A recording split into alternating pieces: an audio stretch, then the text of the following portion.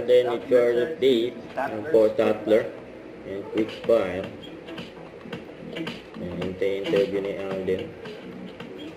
Like that. So many. There are no failures, only learnings. That's the only way that I can cope up with the things that's happening in my life, whether it's good or bad. That's a motivation that I have to strive for excellence. So yun. Yeah. I get lazy sometimes, and despite of people, seeing me everywhere, doing this, doing that. There are really days that I don't want to do anything. Sometimes I'm a bum. Best gift, talent. The talent that I have. It's God-given. That's one of the reasons why I'm still here. The people that's behind me, who keeps on motivating me to be better every day. Of course, to all my supporters as well. Thank you guys. It's one of the best gifts I've got. Yeah. Christmas, because that's the only time I get to spend time with my family. In regular days, I'm always at work, Ganun lagi.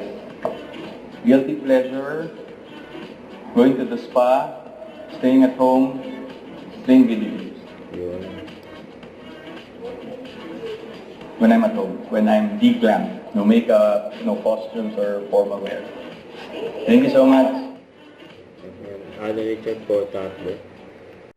Don't forget to subscribe and click the notification bell for more updates. This is Richard Reaction Vlog. Stay tuned for more updates.